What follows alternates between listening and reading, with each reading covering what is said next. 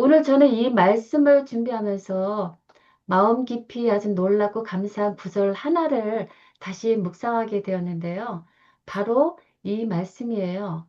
천만인이 나를 둘러치려 하여도 나는 두려워 아니하리이다. 시편 3편 6절에 있는 말씀인데요. 자기를 향해 원수 1,000만 명이 달려오는데도 나는 두려워하지 않겠다. 라고 고백한 사람이 있었습니다. 바로 누구일까요? 네. 예, 다윗이죠. 여러분 상상해 보세요.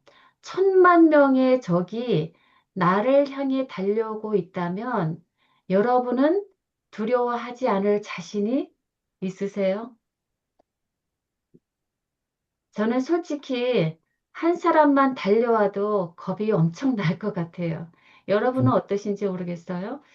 그런데 다윗은 눈앞에 있는 위기보다 하나님을 더 크게 본 사람이었습니다. 상황이 두렵고 절망적일 때도 하나님의 신실하심과 구원을 먼저 바라보는 믿음을 선택했습니다. 그래서 오늘 우리는 시편 3편과 4편의 말씀을 통해서 그가 어떻게 그 절망 가운데서도 평안을 누릴 수 있었는지를 살펴보려고 합니다.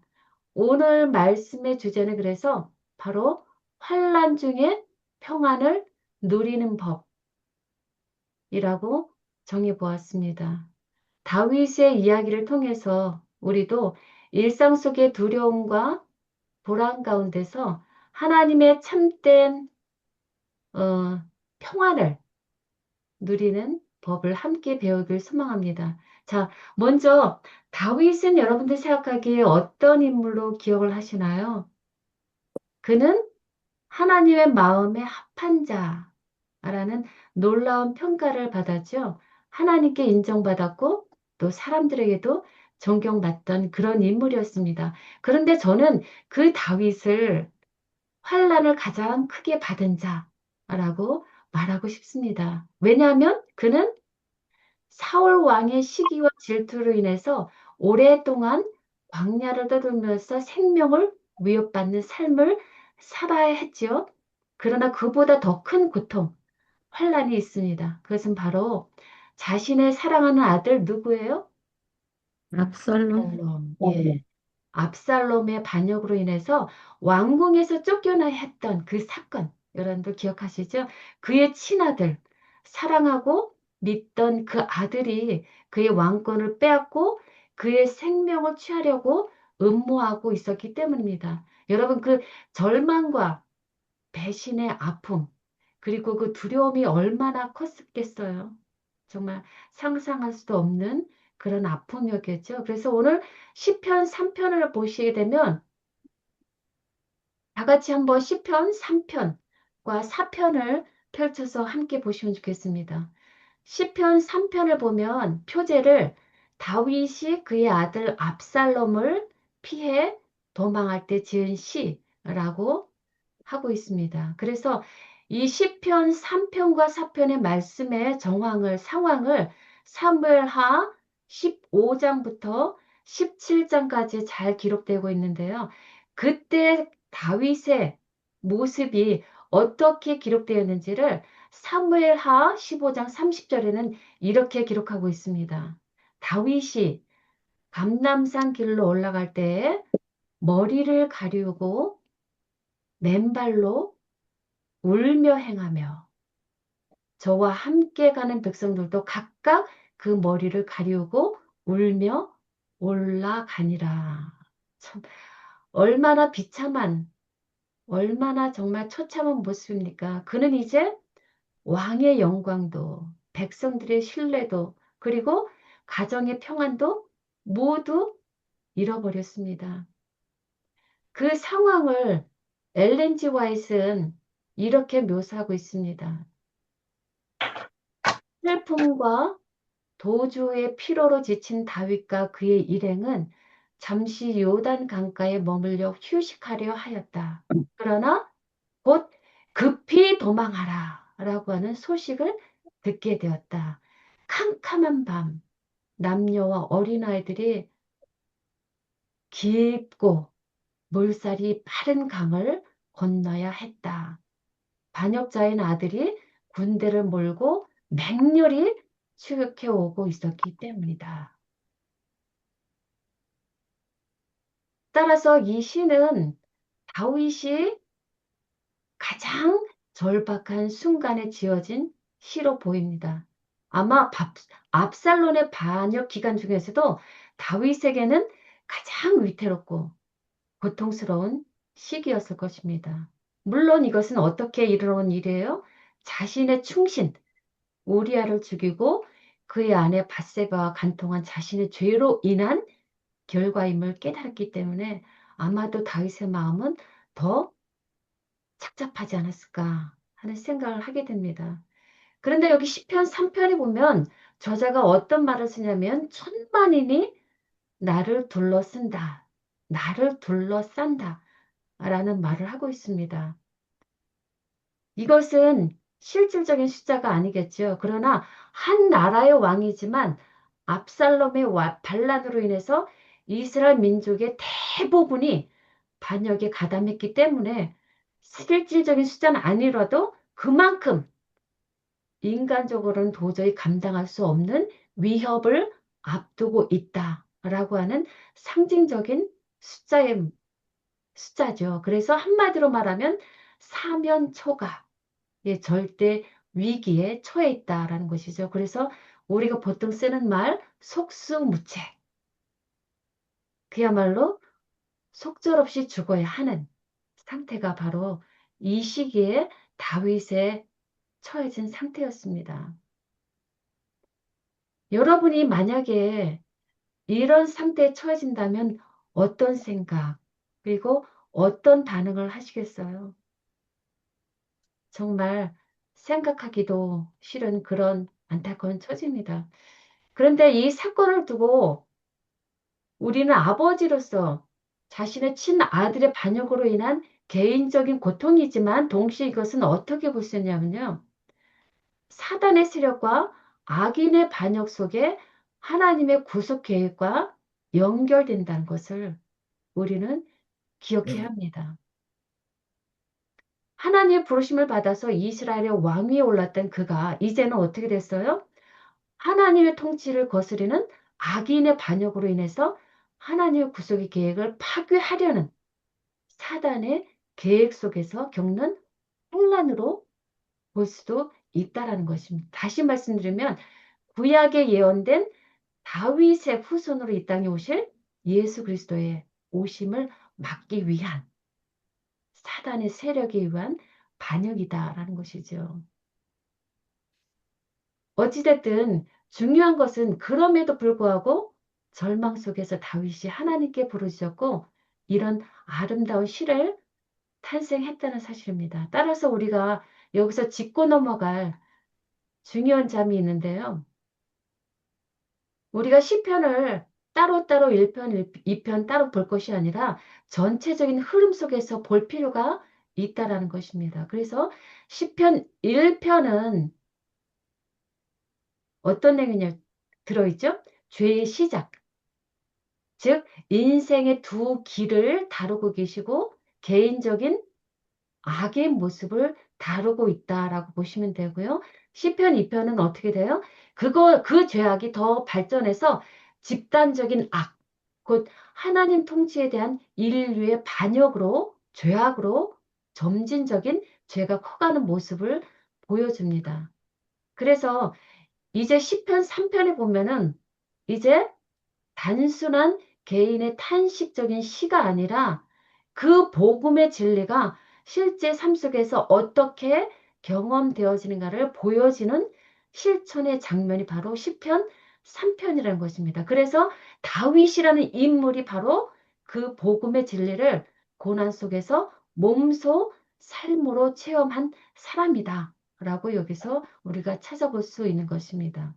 그래서 1편, 2편, 죄가 점점 무르익어서 결국 3편에서 다윗이라고 하는 인물을 통해서 개인적으로 겪는 죄의 결과 그리고 더 나아가서 하나님 통치에 대한 인류의 반역으로 죄가 확장되는 모습으로 여기서 우리가 볼 수 있는 것입니다. 그런데 놀라운 것은 그 극심한 두려움과 고통이 한가운데서 다윗이 하나님께 대한 신뢰와 구원의 확신으로 기도했다는 사실입니다. 이것이 우리가 정말 눈여겨보아야 할 귀중한 진리입니다. 이 시는 바로 그 어두운 시련의 밤에 원수 앞에서 하나님을 신뢰하며 드린 기도의 고백이자 믿음의 찬양입니다. 그래서 전통적으로 시편 3편은 별명이 있는데요. 뭐라고 하냐면 아침의 시라고 불려집니다. 아침의 시. 그래서 이 시가 참으로 아름다운데 제가 시간상 그냥 시편 3편을 잠깐 구조를 살펴보자고 합니다.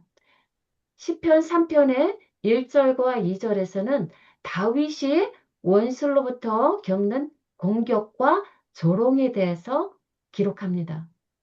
그리고 3절, 4절에서는 그러할 때 오직 하나님께서 방패이시며 그의 기도를 들으신다라는 고백을 합니다. 그리고 5, 6절에서는 그러므로 나는 잠을 자고 일어날 수 있는 평안을 누린다라고 말하고 있고요. 끝으로 7, 8절에서는 하나님의 구원과 그리고 원수에 대한 간구를 하면서 하나님의 백성에게 내리실 복을 다시 한번 확신하면서 하나님께 감사하는 시로 끝을 맺힙니다. 그럼 여기 우리 3편에서 우리가 다윗에게서 배워야 할 교훈 몇 가지를 한번 살펴보도록 하겠습니다. 어떤 교훈을 우리는 여기서 찾아낼 수 있을까요? 첫째, 오직 하나님만이 대적들부터 우리를 구원하실 수 있는 분임을 믿어야 합니다. 믿음. 그래서 다윗은 이렇게 고백합니다. 여호와여, 주는 나의 방패시요, 나의 영광이시요, 나의 머리를 드시는 자니이다. 다윗이 자신을 죽이려 달려드는 원수로부터 구원받을 세상적 방법이 전혀 없다는 사실을 깨달았을 때, 그는 오직 하나님만이 자신을 구원하실 수 있다는 믿음으로 하나님께 나아갔습니다. 이 방패로 하나님을 믿었다는 거죠.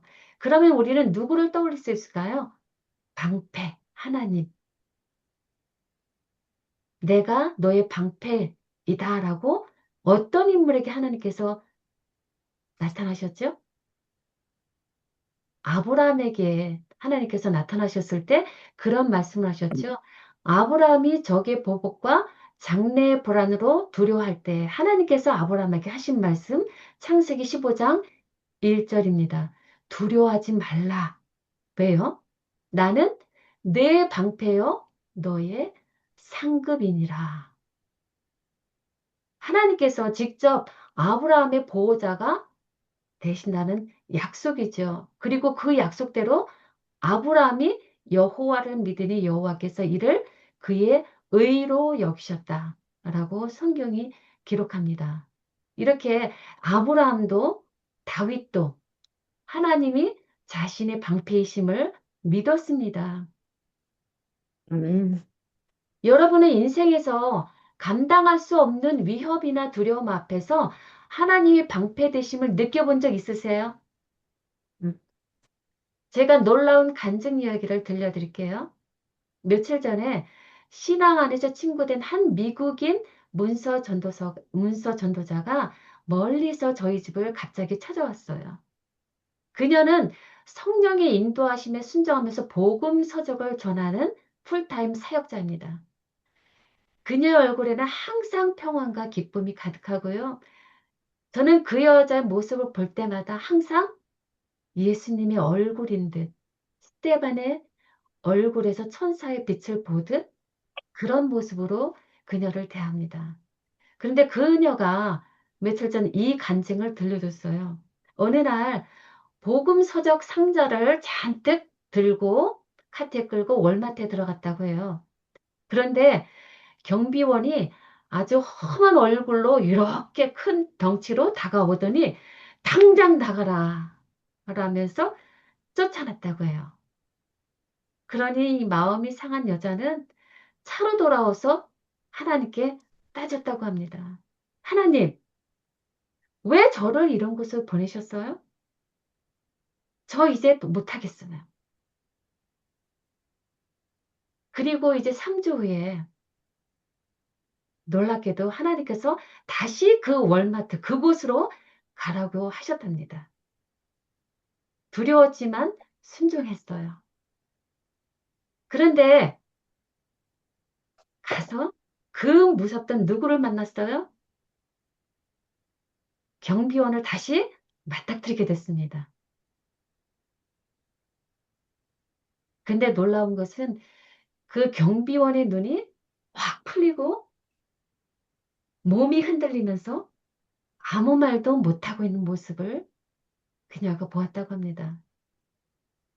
그리고 그날 그녀는 가지고 간 200권의 모든 복음 서적을 다 아유, 그곳에서 전할 수 있었다고 합니다. 아유, 아유. 그리고 그녀는 그때 깨달았다고요. 저한테 말해요. 그 남자는 나를 두렵겠지만 하나님이 그 남자를 두렵게 하셨다. 아멘. 다시 말씀드려서 여호와께서 나를 위해 싸우셨구나. 음, 라고 하는 출애굽기 14장 14절의 말씀을 그 여자가 기억한 이후로 그 경험 이후로 그녀는 다시는 사람에 대한 두려움이 완전히 사라졌다라고 간증을 했습니다. 어떤 절망적인 환경과 두려움 속에 처하더라도 살아계신 하나님이 나를 대신해서 싸우시고 보호하신다라고 하는 확실한 믿음이 우리에게 절대적으로 필요하죠. 그리고 우리가 두 번째 다윗에게서 배울 수 있는 교훈 두 가지, 두 번째는 우리는 하나님께 나아가서 부르짖어야 합니다. 기도죠. 다윗은 세상을 향해 도움을 구하지 않고 누구에게 나가서 도움을 구했어요? 오직 음, 하나님께만 간구하며 부르짖었습니다. 그는 하나님께서 반드시 그의 부르짖음을 듣고 응답해 주실 것을 믿었기 때문에 기도했습니다. 바로 이 믿음이 다윗이 수많은 환난 가운데서 승리할 수 있었던 비결이었습니다. 정로의 기도에서 이렇게 말씀합니다.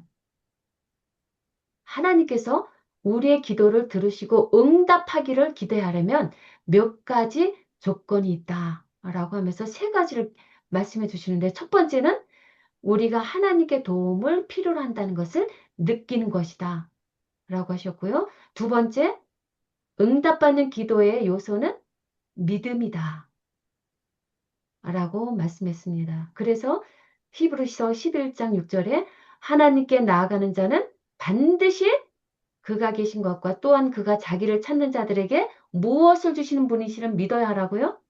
주신 예, 상 주시는 자심을 믿어야 한다라고 하셨고 예수님도 마가복음 11장 24절에서 무엇이든지 기도하고 구하는 것은 뭐 한 줄로 믿으라? 받은 줄. 예, 받은 줄로 믿으라. 그리하면 너에게 그대로 되리라. 라고 말씀하셨습니다. 그리고 또 한 가지 기도에 응답받는 조건 세 번째가 있습니다. 그것은 바로 어떤 걸까요? 기도를 꾸준히 하는 것입니다. 그리고 다윗이야말로 가장 끊임없이 꾸준하게 기도를 한 사람의 대표라고 할 수 있겠죠. 여러분이 믿음에서 영적 경험에서 잘하기를 원한다면 우리는 어떻게 해야 돼요? 항상 꾸준하게 기도해야 한다라는 것을 우리는 생각할 수 있습니다. 그래서 방금 전에 제가 소개해드렸던 문서 전도인이 믿음과 영적 성장을 이루었던 그 비결을 그분이 제게 알려줬는데요. 그것은 바로 기도였습니다. 그녀가 저에게 말했어요. 주, 너도 아침과 저녁으로 1시간씩 무릎 꿇고 간절히 기도해봐. 왜냐하면 그 시간이 내게는 예수님과 가까이 하고 그분을 더욱 사랑하게 되는 가장 복된 시간이거든. 라고 저에게 권면을 해주고 갔어요. 그래서 그녀가 그렇게 담대할 수 있던 것, 순종할 수 있는 것, 그리고 그녀가 열매를 맺을 수 있는 비결은 바로 기도에 있었다라는 아멘. 것입니다. 그리고 사도 바울도 우리에게 이렇게 권면하죠. 환난 중에 어떻게 하라고요? 참으며 무엇에 항상 힘쓰라? 기도에 항상 힘쓰라 라고 권면합니다. 환난 중에 참으며 기도에 항상 힘쓰라. 여러분 생각해 보세요. 우리가 기도로서 우리의 필요, 기쁨, 슬픔, 염려, 그리고 두려움, 이 다섯 가지를 하나님께 솔직히 아뢰을 수 있다는 것. 이것 자체가 얼마나 놀라운 하나님의 은혜인지 모릅니다. 사람에게는 말할 수 없는, 감추고 싶은 그런 일도 하나님께는 감출 필요가 없도록 우리에게 허락하셨다는 것. 그래서 저는 이 말씀을 준비하면서 하나님 앞에 더 겸손하게 끊임없이 기도해야겠다라고 하는 결심을 새롭게 했습니다. 우리 모두 이런 놀라운 특권을 기억하며 기도하는 삶을 더욱 힘써 가면 좋겠습니다. 그리고 셋째, 다윗에게서 배울 수 있는 교훈, 우리는 두려워하지 말고 하나님의 구원을 신뢰하며 기다려야 합니다. 이스라엘 백성이 홍해 앞에 서 있고 뒤에서는 애굽의 군대가 추격해오는 절체절명의 순간을 여러분 생각해 보세요. 백성들은 어떻게 했어요? 두려움에 떨었습니다. 그리고 모세를 원망했습니다. 그러나 모세는 어떻게 했어요? 두려움이 아니라 하나님의 구원을 신뢰하면서 기다렸습니다. 그래서 믿음으로 이렇게 외쳤습니다. 두려워하지 말고 가만히 서서 여호와께서 오늘 너희를 위하여 행하시는 구원을 보라. 여호와께서 너희를 위하여 싸우시리니 너희는 가만히 있을지니라. 라고 하는 출애굽기 14장 13절, 14절 말씀입니다. 이 말씀에는 어떤 명령이 담겨 있어요? 너희는 불안과 두려움을 멈춰라 라고 하는 명령입니다. 그리고 또한 하나님의 구원을 신뢰하라 라고 하는 명령이 담겨 있습니다. 즉, 믿음의 침묵과 기다림 속에서 하나님의 능력을 보라 라고 하는 신앙을 요구하는 것입니다. 그리고 다윗도 그와 같은 신앙을 보여주면서 이렇게 고백합니다. 내가 누워 자고 깨었으니 여호와께서 나를 붙드심이라. 시편 3편 5절이죠. 이것이 바로 다윗의 믿음의 핵심입니다. 하나님의 승리를 미리 바라보았기 때문에 편히 누워서 잘 수 있던 것입니다. 그리고 3장 7절에는 미래에 있을 사건을 이미 실제로 일어난 사건처럼 묘사하고 있는데요. 시편 3편 7절. 있습니다. 여호와여 일어나소서 나의 하나님이여 나를 구원하소서 주께서 나의 모든 원수의 뺨을 치시며 악인의 일을 꺾으셨나이다. 아멘. 뭘 하셨어요? 악인의 일을 자기 흑세스 꺾으실 것이다? 꺾으셨다. 꺾으셨나이다. 꺾으셨나이다. 예. 꺾으셨나이다. 기도하면서도 벌써 이미 구원의 승리가 이르러 왔다고 하는 믿음의 눈으로 미리 바라보는 그의 믿음이 여기 정말 놀랍게 기록되어 있습니다. 이건 뭐예요? 예언적이지만 이미 완료형으로 기록하고 있다는 것을 통해서 이미 성취된 사건으로 바라보는 그의 믿음을 우리는 여기서 확인할 수 있는 것입니다. 그래서 우리는 우리가 혹시 두려움에 휩싸일 때 우리의 믿음은 현실의 두려움보다 하나님의 보호하심을 미리 알고 성취될 것으로 바라보는 그런 믿음이 우리에게도 필요하다라는 것을 우리에게 숙제로 던져주는 것입니다. 그래서 하나님께 대한 완전한 확신을 가지고 하나님을 먼저 찾는 자가 복되다 라고 하는 것을 시편 3편에서 우리에게 들려줍니다. 그래서 여기서 시편 3편에 주는 결론을 먼저 정리해 보겠습니다. 첫째는 오직 하나님만이 우리의 구원자임을 확신하는 믿음. 둘째는 하나님께 부르짖고 기도하는 삶. 셋째는 하나님의 승리를 미리 바라보고 신뢰하며 기다리는 것. 이 세 가지를 실천할 때 우리는 다윗처럼 환란 속에서도 평안을 누릴 수 있다라는 것을 우리에게 말씀해 줍니다. 그러면 이 3편이 실제 외부에서부터 오는 원수로부터 당하는 환란으로 인해 지은 아침의 시라고 했어요. 그렇다면 4편은 어떤 것일까요? 4편도 3편의 속편이라고 보는 학자들이 많습니다. 4편은 같은 위기이지만 여전히 위기 속에 있지만 이제는 어느 정도는 이제 안정이 되어 있지만 여전히 그 내면에 불어오는 불안과 두려움 속에서 그 두려움을 이겨내는 저녁의 시라고 불려집니다. 이것은 우리의 삶과 더 밀접하게 연관이 됩니다.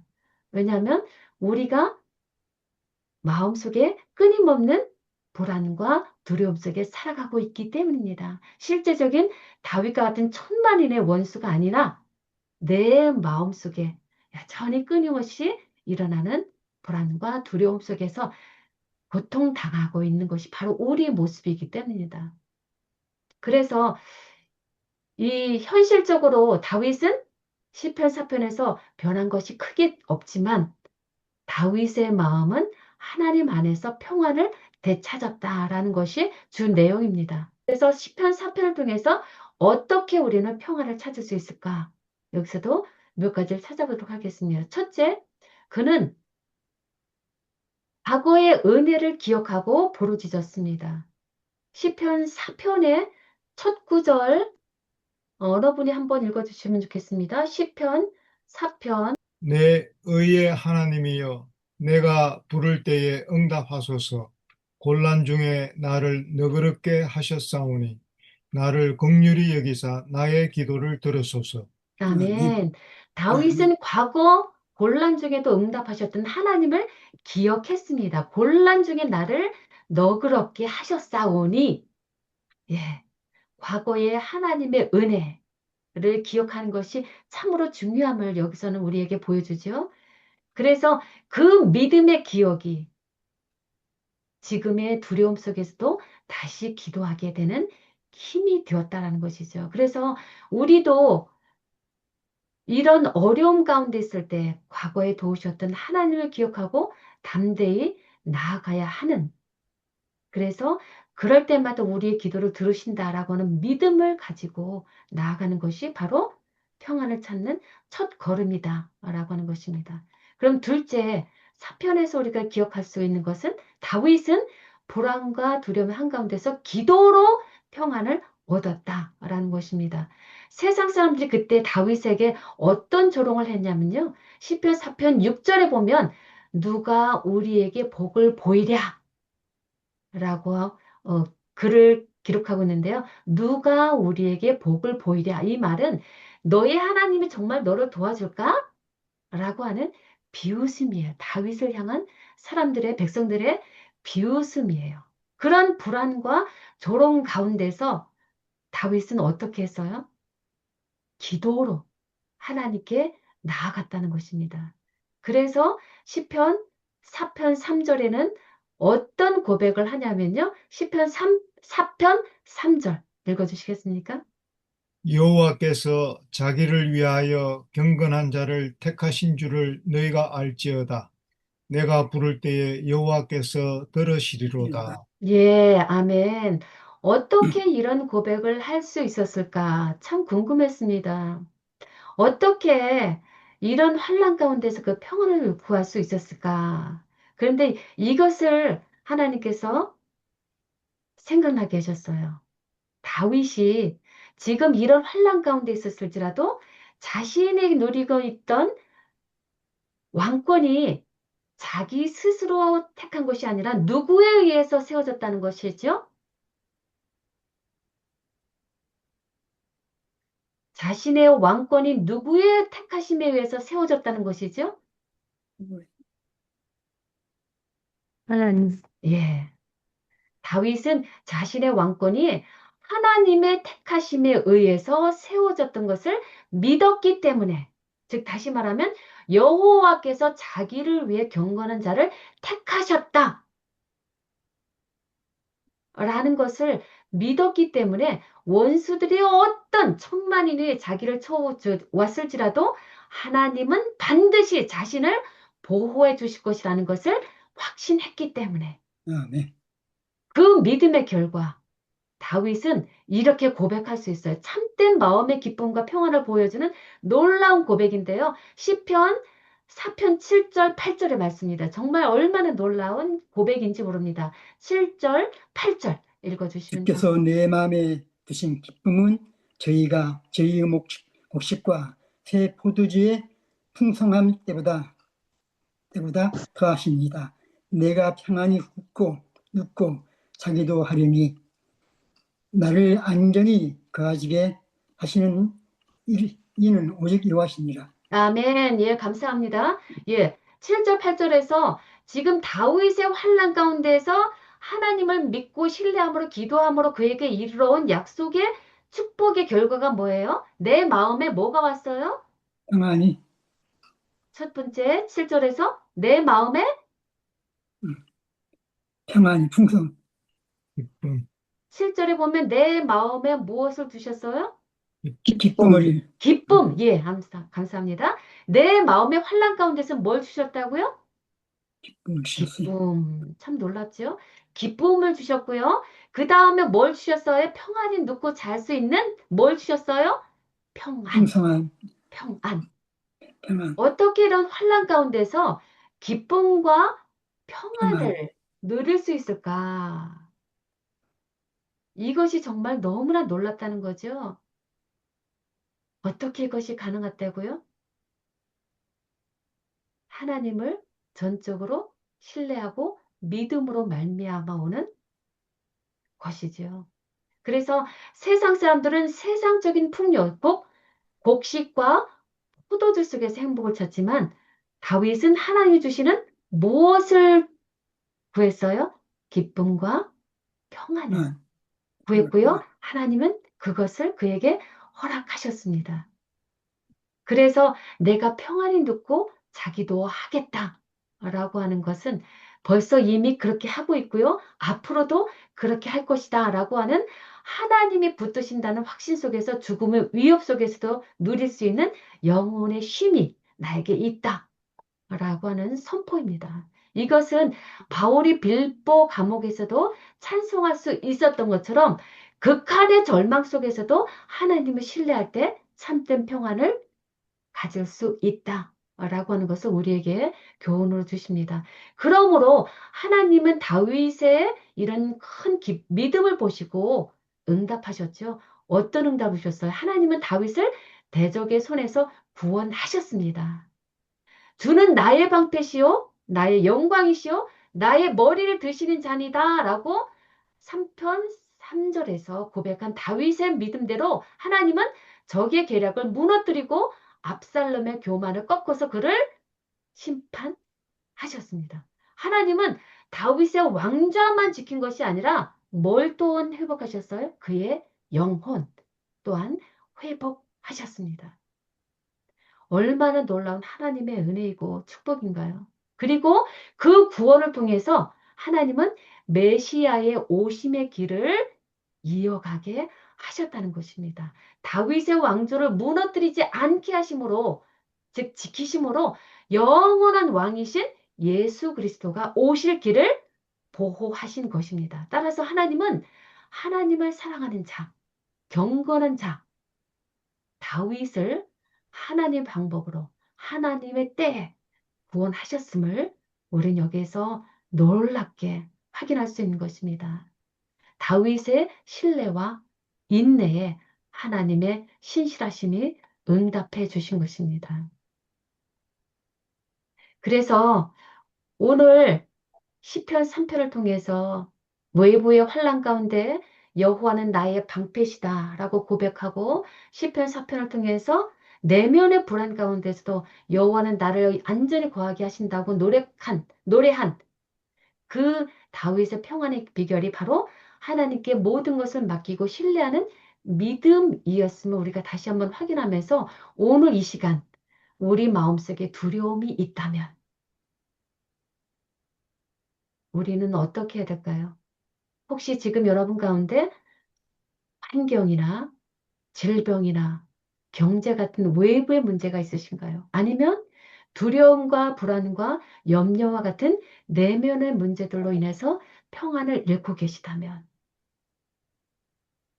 그리고 대적 사단이 천만인과 같은 강한 유혹과 공격으로 우리를 지금 흔들고 있다면 어떤가요? 우리 스스로는 그 어떤 상황도 온전히 이겨낼 수 없습니다. 그러므로 우리는 다윗처럼 부르짖어야 합니다. 의의 하나님이여, 내가 부를 때에 내게 응답하소서. 그럴 때 우리는 세상이 주는 평안이 아닌 하나님만 주시는 평안을 경험하게 됩니다. 그리고 이 말씀을 우리는 기억해야 할 줄 압니다. 히브리서 7장 25절 자기를 힘입어 하나님께 나아가는 자들을 온전히 구원하실 수 있다라고 하신 그 말씀. 대적 사단과는 비교할 수 없을 만큼 우리의 영적 전쟁에 능하고 강하신 예수 그리스도께 우리가 나갈 때 우리는 참된 평안과 구원을 경험할 수 있습니다. 참으로 예수님만이 우리의 방패이시며 구원자이십니다. 그리고 예수님은 이미 십자가에서 승리하셔서 우리를 위해서 이미 싸우시고 완전한 구원을 이루어 주셨습니다. 그러므로 우리는 이제 시편 1편에서 약속하신 것처럼 하나님께서 자신의 백성에게 영생의 복을 주시길 원하신다는 그 하나님의 속마음과 은혜를 믿으면서 담대하게 살아가야 할 줄 믿습니다. 이 믿음이야말로 우리 마음에 참된 평안과 쉼을 가져다 줄 것입니다. 오늘 하루도 그리고 앞으로 일주일도 이 믿음을 굳게 붙들고 감사와 담대함으로 살아가는 저와 여러분이 되시기를 간절히 바라면서 오늘 말씀 마치도록 하겠습니다. 아멘. 아멘.